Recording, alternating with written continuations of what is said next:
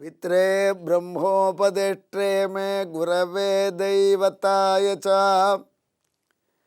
प्राप्याय प्रापकायास्तु நம ஸ்ரீநிதயே நமஹ. அன்புள்ள விஜய் தொலைக்காட்சி நேயர்களே, உங்கள் அனைவருக்கும் என்னுடைய வணக்கங்கள் மற்றும் வாழ்த்துக்கள்.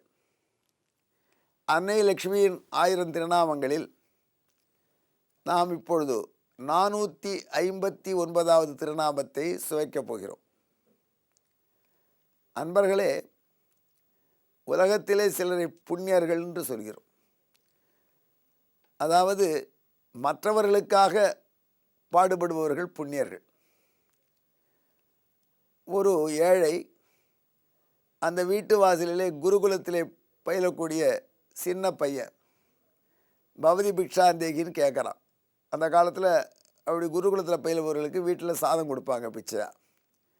அதை எடுத்துகிட்டு குருகுலத்தில் போய் சாப்பிட்டுட்டு வேதத்தை பயில்வாங்க. அது ஒரு முறை. அந்த மாதிரி அந்த இளம்பிள்ளை நம்பூதிரி பையன் அவன் போய் ஒரு வீட்டு வாசலில் பவதி பிக்ஷாந்தேகின்னு கேட்குறான்.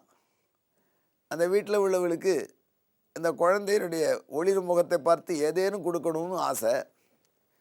அந்த அம்மணி மட்டும்தான் வீட்டில் இருக்கா. வீட்டில் வேறு எதுவும் இல்லை, பொருளே கிடையாது. இது நித்திய ஏகாதசி கேஸு, ஏழைகள்.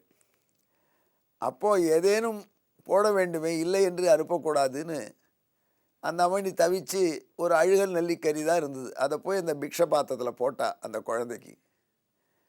அவளுடைய அன்பையும் நம்பிக்கையும் வறுமையும் கண்ட அந்த குழந்தை, இவள் வறுமை நீங்க வேண்டும் என்று அவள் வறுமை நீங்குவதற்காக அங்கம் ஹரேகே என்று தொடங்கி லக்ஷ்மி தேவியை ஸ்தோத்திரம் செய்தது. அடுத்த வினாடி அந்த வீட்டிலே மழை பொழிந்தது, தங்க நெல்லிக்காயாக சொல்கிறாங்க.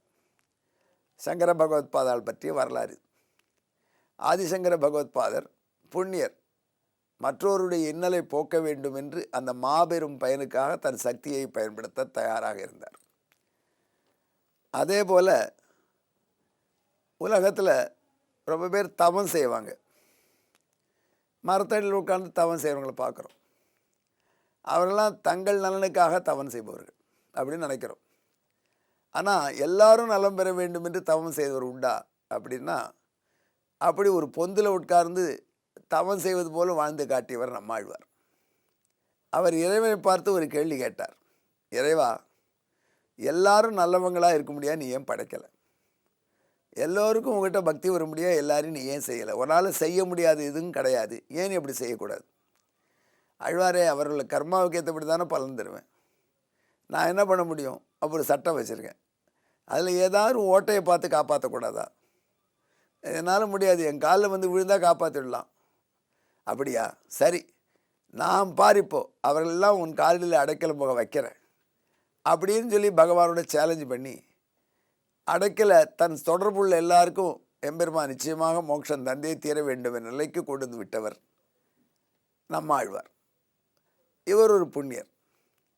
அதே போல் இன்னொரு புண்ணியர் யார் நினைக்கலாம் நாம் அப்படின்னு கேட்டால், ரொம்ப அற்புதமான ராமானுஜர். மோட்சம் என்பது உலகத்தில் எல்லாருக்கும் கிடைக்கணும். ஆனால் அதில் ஏகப்பட்ட சிக்கல்கள் உண்டாக்கிட்டாங்க. ரொம்ப பேர் குழப்பி விட்டாங்க. அதெல்லாம் தெளிவாக்கி இறைவன் திருவடியில் அடைக்கலம் புகுந்தால் யாராக இருந்தாலும் அவன் மோட்சம் பெறலாம். அதனால் இறைவன் வாயாலே அதை உணர்த்த வைக்க வேண்டும் என்று பங்குனி உத்தரத்திலே பிராட்டியும் பெருமானும் இணைந்த வேளையில் திருவரங்கத்திலே எம்பெருமான் திருவடி வாரத்தில் சரணாகதி செய்து அவன்கிட்டேருந்து உலகுக்கு இந்த வரத்தை வாங்கி கொடுத்தார்.